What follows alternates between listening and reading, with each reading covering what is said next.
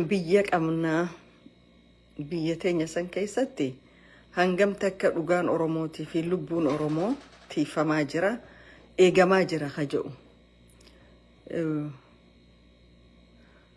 ummanni Oromoo rakkoon biyyoota ollaa irratti irra geessuu fi rakkoon biyyuma isaata keessa dhalate keessatti irra geessu wal fakkaatti maaliif ummanni Oromoo biyya isaa keessatti mirga dhaba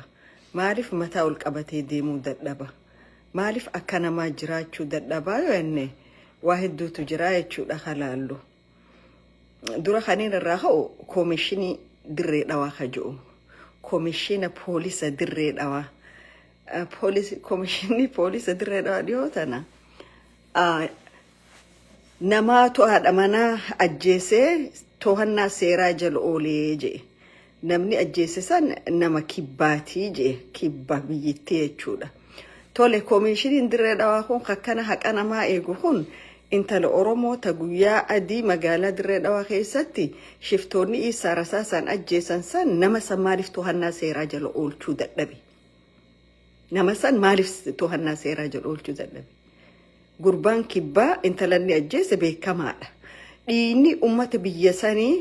ka tokko dahabaa ka tokko nahasaatiitu jira moo tokko ka lubbuu namaati tokko ka lubbuu tiitichaatiitu jira biyya san keessa komishinoonni kun dhugatti yoo komishinii haqaa tahan yoo gartee influensii warra ollaatii fi gubboo yookaan korraapshina warra ollaatiin bitamuu baatan dhiini intala Oromoo ta dirree dhawaa keessa guyyaa aaraa gannaqame naasiyaa ziyaad maaliif baasuu dadhabdan komishina dirree dhawaa kanaahu bakka biraatti namni intala san ajjeesee qorattuun bilbilaan dubbiftee akka waan jaalallee sii taatee hadaamatti ballama qabdee qabsifteettan ka hadaama ka biyya biraa dhaqee hadaamaa dhufee huni qabsiftan hadaamaa dhayxanii qabdanii kana ka dirree dhawaa keessatti intala Oromoo ajjeesee shinniilee ollaa keessan taa'u ka gaafadhe dirree dhawaa dhufee jimaa awwadaa bitatee deebi'u kana maaliif qabsiisuu dadhabdan komishinoonni dirree dhawaatii fi bulchitoonni dirree dhawaa dhiini muciyoo Oromoo ta dirree dhawaa keessatti talakkuu lama garaa qabdu rasaasa mataa keessa taraa meeqa dhooytanii ajjeeftan eessa booda'ani sanuu maaliif ummataaf hin himne ummatuma kalee joollee teenya dirree dhawaa keessatti dhiigasii dhangalaasee gannaqeetu duulana filadhaa biyya ollaatiif dirree dhawaa keessa cidha gaggeeffachaa ture miti dhuga dirreen dhawaatuun eenyuun bulaa jirti dirreen dhawaa lafa eenyuuti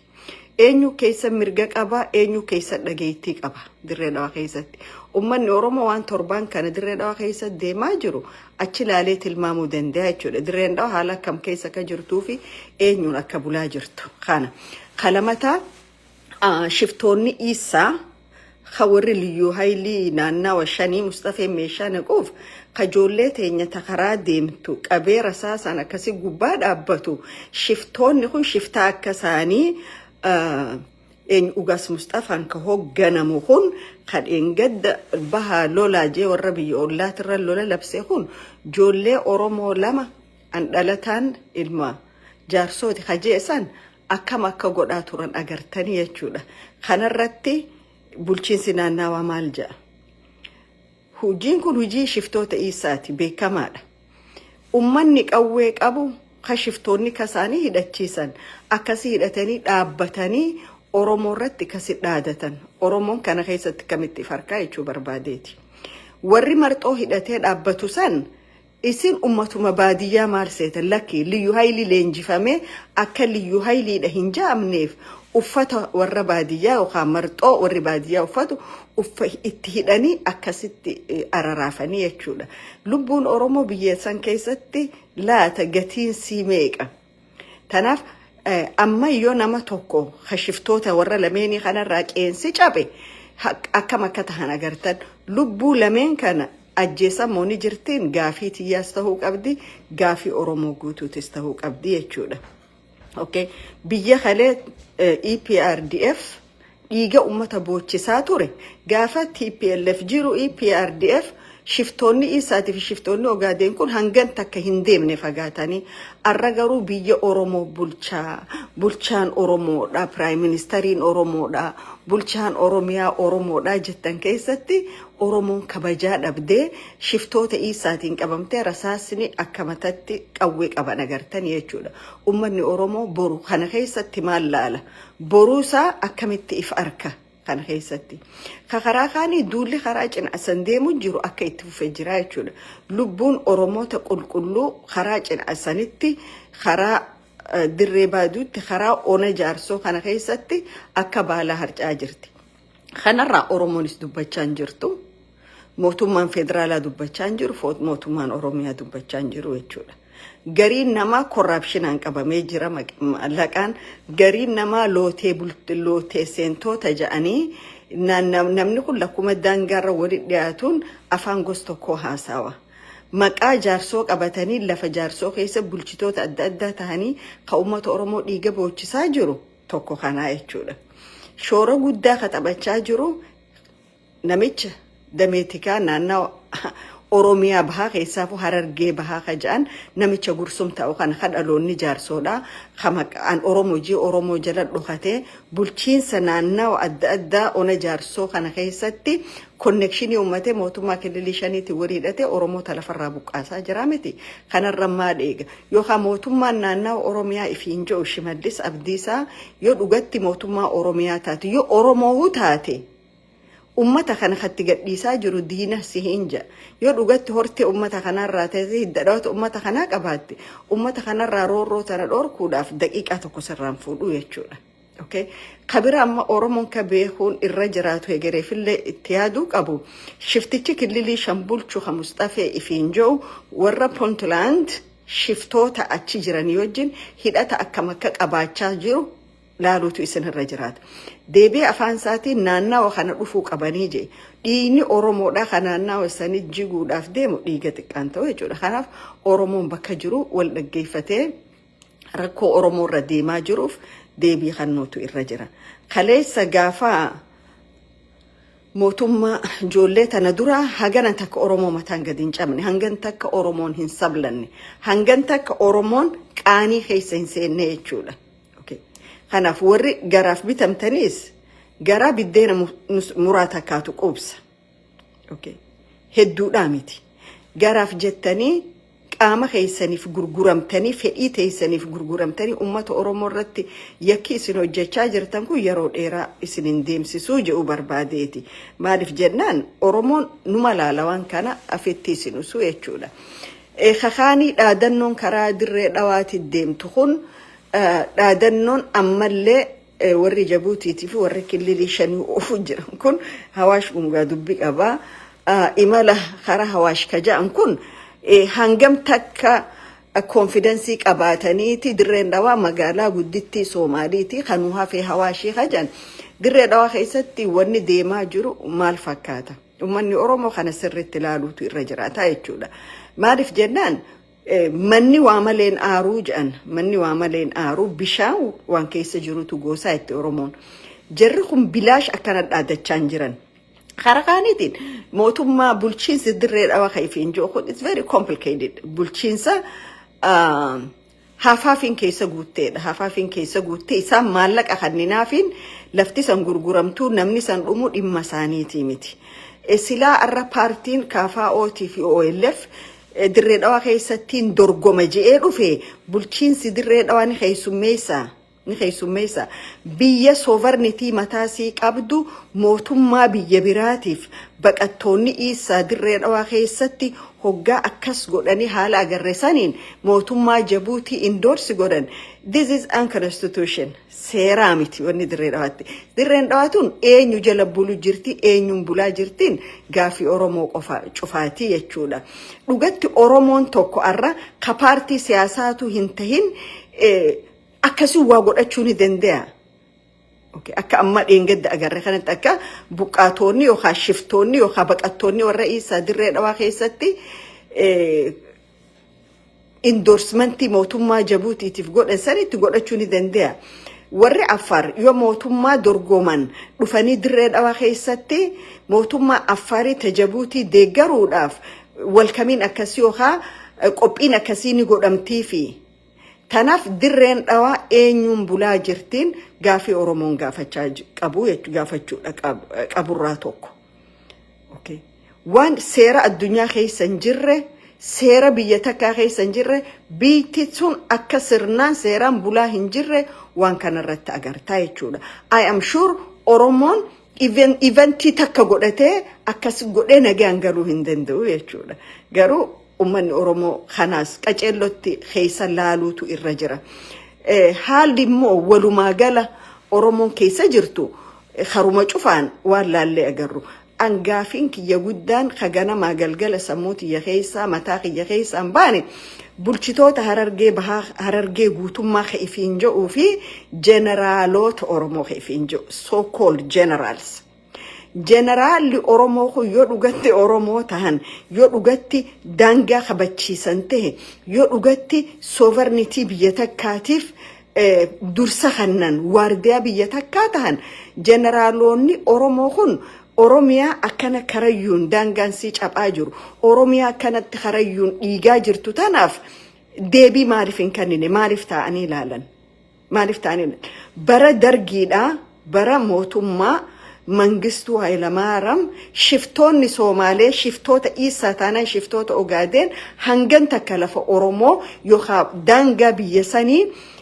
weeraranii tuffatanii dabranii ummata ajjeesaniin beekan garuu ammaa kun maali generaalonni ammaa kun are they really generals ogummaa generaalummaa ni qabanii beekomtii generaalummaa ni qabanii generaala jechuun definitioniin isaa maali ni beekanii generaalli tokko biyya tokkoof maali ni beekanii arra generaala Oromootirra Mustafa Johar Keeniyaarraa fidee aangoo Abiyyiirraa fuudheef kanaatu irra humna qabaa je'een arka. Waan kana ka godhu jiru an yeroo hunda isiniin ja'a wal beeyna nuti warri daangaarra jiru wal beeyna shiftoota Isaa taanaan shiftoota Ogaadeen hoggaasa kabalanni kabaltaa jechuudha ni deebi'an bakkatti yoo garuu sitti tuqanii ati dura deemte si jalaa nafan amal akkasii uumaarraa qabanii jechuudha situinaan ati dura fiinaan isaan suma jala fiigan bakkatti dhaabbatanii qabanii jechuudha gaa amma kunoo haga Finfinneenuu teenyaa qorqorroo jalqabaanuu dhaabee Shaashamanneen keenya lafa Soomaaliitii ja'an takka deeman jechuudha tuffiin hanganaa kun eessarraa dhufa dhugatti isaanii ifii godhu jira moo mootummaa Abiyyi Ahmadiitu aangoo isaa tiifachuudhaaf jecha shiftoota kanaaf mirga kannee dhiiga Oromootiif imimmaan Oromoo bakkayyuu dhangalaasaa jira. Isaa taanaan shiftoonni Isaa si dura dhaabbatanii siin hin lolan akka waraabeessaa halaala silaalanii halkan deemanii si daganii si dhawan si dura konfrantii lola humna kasiin qaban wal beeyna dandeetti kasiitis hin qabanii jechuudha akka waraabeessaa goda keessa seenaa muka jala dhokachaa halaalaa nama dhawan ammallee isaan godhaa jiran naannawa Oromootti ijoollee Oromoo kanaa jechuudha warri kun eessaa fidan humnaa fi meeshaa tana tokko meeshaan tun karaa kilili shaniitiin seentiif lamada mootummaa Jabuutiitiin indorsitaa jiranii jechuudha kun cufti maali dirreen dhawaa magaalaa lammaffaa magaalaa Isaa kilili Isaati jaanii moggaafachuudhaaf wanni isaan hin goone hin jiru yoogaa Oromoon dhumee addunyaarraa bade sabni tokko yoo ifintii isineni bada gaafa Oromoon addunyaarraa bade qofa san godhuu dandeenya kana ammoo kahulaa banee fi kana godhe tokko Abiyyi Ahmad mataasaati jechuudha Abiyyi Ahmad mataasaati garuu anka ajaa'iba nattahu bulchitoonni dirree dhawaa ta'u poolis koomishinni dirree dhawaa hangam takka akka hannaan guutamtanii jirtan hangam takka akka korrapshiniin guutamtanii jirtan hangam takka akka dhiiga Oromoo dhimtanii dhiiga Oromoo maallaqaan jijjiirrattan Saaniyaa Ziyaadirra ragaadha jechuudha. Okay. Abalu qeensa abalu raacabsee qabne abalu rifeensa abalu buqaasee qabne jechaa ooltan garuu Saaniyaa Ziyaad guyyaa adii rasaasa mataa keessaan dhawe mana itti aanaa bulchaa dirree dhawaatirraa hin qabamne jechuudha. Okay. Kana amma seera kabachiifneettaniiti nama saawuzii tokko dirree dhawaan nama ajjeeseettan kashinniilee jiru deemaa qaba خشني لجرو شفت عيسى خنت لا أجيس مجيو أجيس رب رحمة أقوله في ديما أبا سيرة دي بسا سيرة ديهيسا سيرة ديهيسا تانان قويان إسين شفتي سيرة فليات تاني تجراية شولا خنرت خنين بران دبر دون هنتوين بران دبر أورمو هدم توتا أورمو در دواجران خجافة لولي ساتنا في إن جدك جولة أورمو جولة إيساتي في جولة أمارا جدتي يجولا أمارني في إيسان تقرر من هيدان جران وري روساني دمج افتبهان مالف مالجأن هورين أبا غاريك أبو در على خير رفاجة ورابيسين توك أبا غاري جرى خفي جرى رور كويتشو دبينينس جري لمي وان أبوتي غاريك أبريف من هيدا خيسابان جرو أورموني من هيدا سان كيستي جنة دي دميشان جنة صدوم اتفار دميتو جرايتشو بدين ساني مالي بدين سانيتي في بدي ورهيد به جراجرو مان سامالي وان أورمو تهان قفا في الأمان وان صدات من قفا في الأمان هناف أمني أورمو دا warroottansan warroottan mana hidhaa keessa dararamaa jiru kabadii tokko malee ganna 25 ganna 30 itti faradan mana hidhaa keessatti maal akka jiran hubadhu qoradha ummanni kun badii isaanii mala hidhamanii bifa itti mana hidhaatiin bahan irratti hojjedhaaf khammu nama murteessu shiftaa isaa khasihiisisu shiftaa isaa khaseera san dabarsu isaani wanni dirree dhawa gaafii guddoodha kaafti jechuudha karakhaaniin hidhamtoota Oromoo magaalaa Adaree biyyoo keessa hidhamanii jiran hidhamtoonni Oromoo magaalaa Adaree biyyoo keessa hidhamanii jiran haala akkamiin hidhamaa jiran maaliif amma durattuu namni tokko miidiyaa OBN caayaa irratti ragaa bihee jechuudha hidhamtoonni Oromoo achi jiran dararaa akkam keessa miidhama akkam keessa akka jiran kanaaf ummanni Oromoodha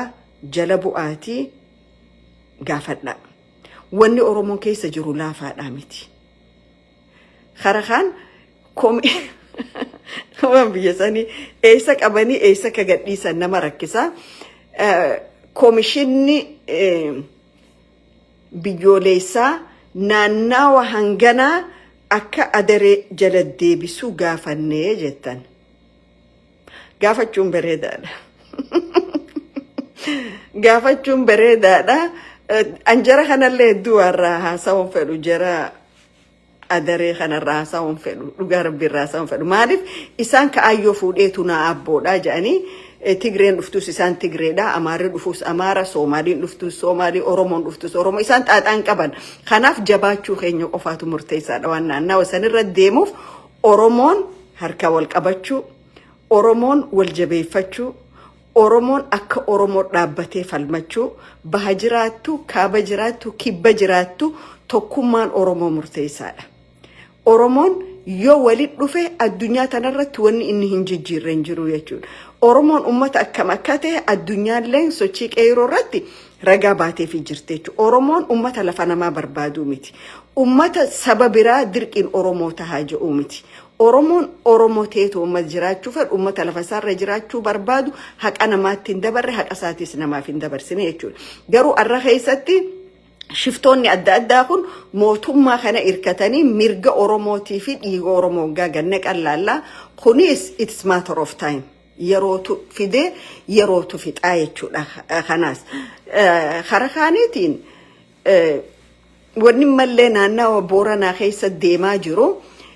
addaa muriinsa yookaan kileemii magaalaa Moyyaalee kun waa hedduu qabatee deema kileemii magaalaa Moyyaalee kun akkumaan amma duratti je'etti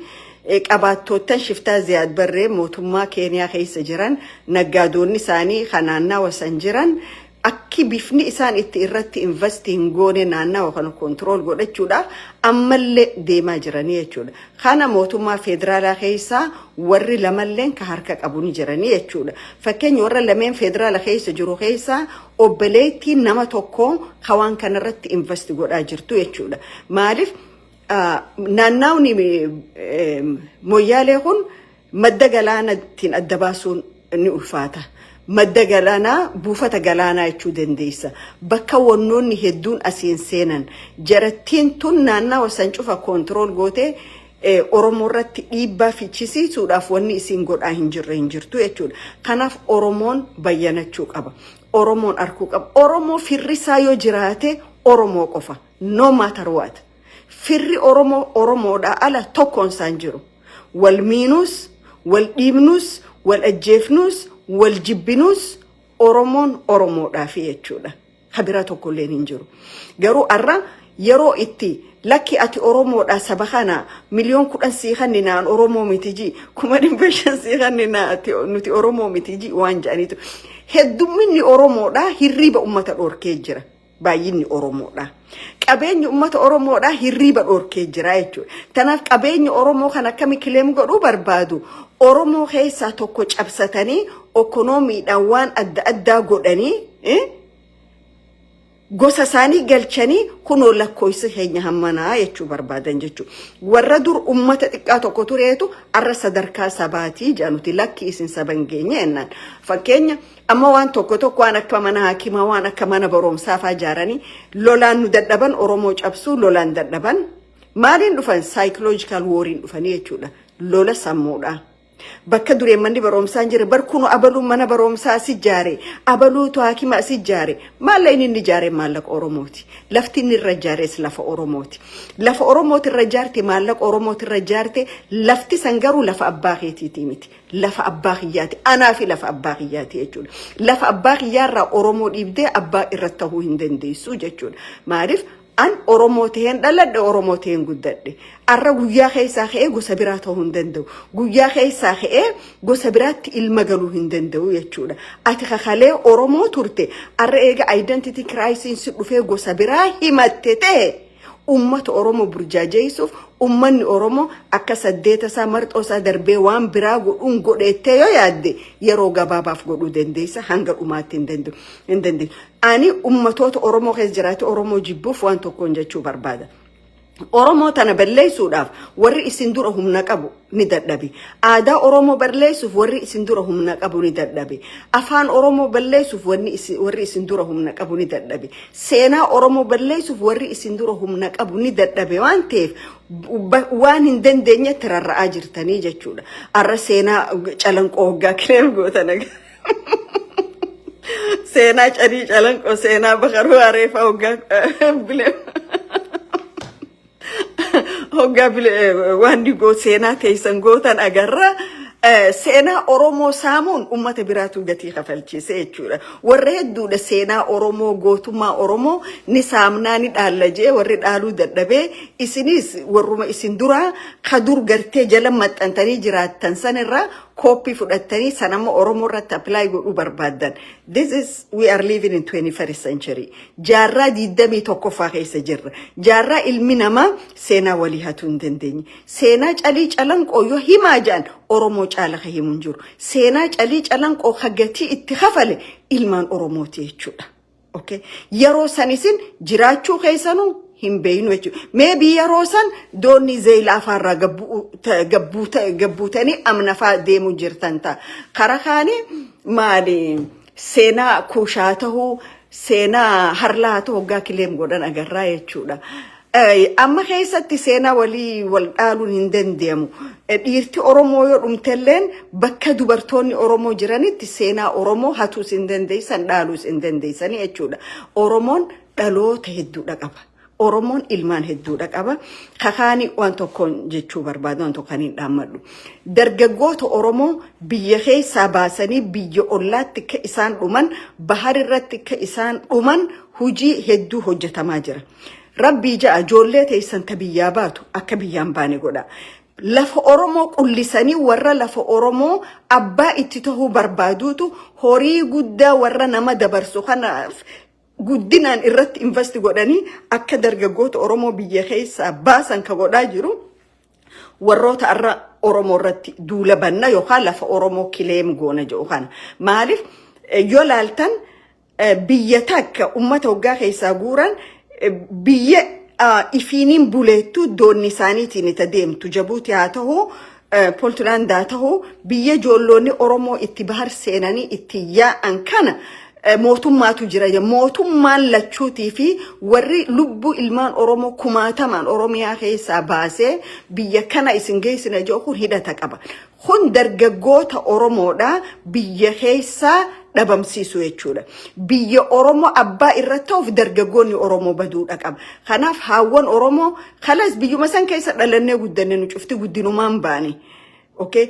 gaafasis biddeeruma tokko nyaanna arras biddeeruma tokko nyaanna jechuudha. Hidda ilmaan keessan baaftanii bahar adda addaatirratti hiraata qurxummii gootan. Hidda ilmaan keessan baaftanii naannoo daangaa Yamaniif Suudiirra qabamanii 100 of hidda madeessi ajjeefni hidda ja'aniin ilmaan keessan lafuma teessan sanirra barsiisa ilmaan keessan akka lafa isaanii tiifatan godha. Ilmaan keessan biyyaa baasanii ilmaan isaanii Oromiyaarra badhaatuurratti warri horte haare horsiisuu deemu warrootan ollaa keenya ka'arra lafa Oromoo saamaa jiru kana jechuudha. Kanaaf biitti dargaggoota hin qabne biyya hiyyeettiidha. Biitti dargaggoota hin qabne shiftaadhaan dhaalamti. Biitti dargaggoota hin qabne gaachana hin qabdu. Kanaaf dargaggoonni Oromoo hara teheen hara fedheen akka biyya keessaa hin baane godha. Kana diinaatu isinirra hojjechaa jira. Diinaa dargaggoota Oromoo biyya keessaa baasaa jira. Kana Oromoon xiqqaa guddaan irra walii galuudha qabaa jechuudha. Biyya ifii wanni ga'uun jiru. Mahmaa yakun baladak. Mahmaa yakun baladak. Bakka feete hodhayte biyyeeteetitu biyyeeteeti. Bakka feete. Okay. Biyyatee shiftoota ollaatii kannitee deemtee wanni ati fiddu tokko illee hin jirtu. Tokko wanni ati jirtus tokko hin jirtu. Kanaaf biyyatee sanirratti abbaa ta'a. Biyyatee san tiifadha. Biyyatee san tajaajiladha. Daangaa heerraa siisanii biyya heerraa siisanii hoggaa Magdishoo fi Pooltiraandirraa fidanii lafa Oromoo lafa ona jaarsorratti alagaa dhaaban kun isinit dhagahamuudha qaba.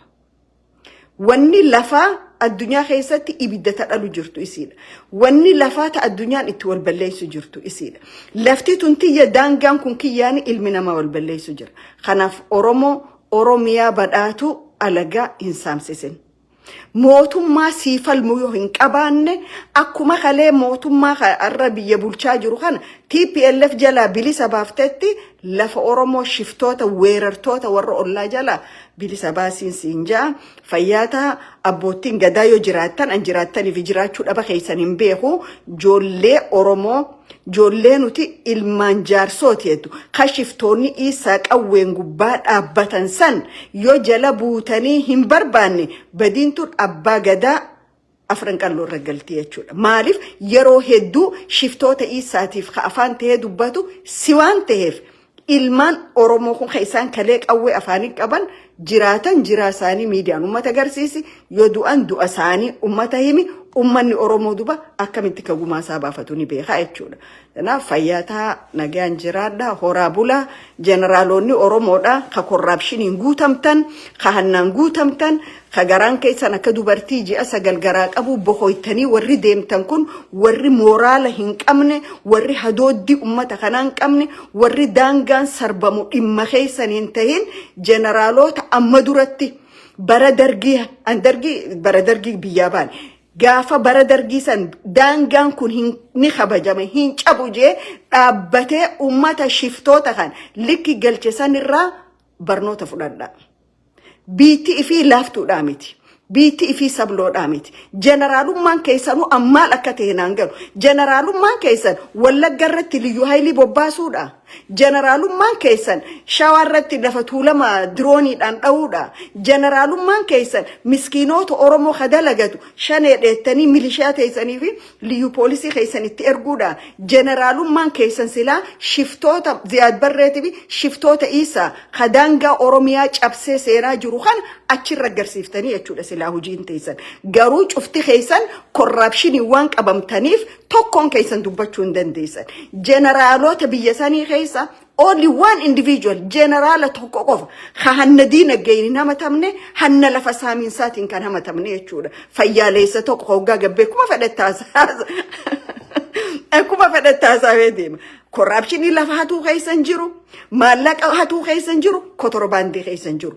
Garuu dhiini Oromoo an dhugaan isiniin jaa so called Oromo generals dhiini Oromoo dhaka kana alagaan gannequ jiru kun yoo baanzila ta'e isiniin gumne an dhugattiin Oromticharraan dhalanne an dhugattiin tala Oromooti miti yoo isin sheenaa quba ifin nyaanne an Oromoodhaa miti. horii arra akkana guurtanii dhugaa Oromoo dubbachuu diddanii afaan qabatanii teessan kana yoo isin nyaattan arkuuf teessan yoo isin maallaqa kana nagaan nyaattan Oromoon warra kale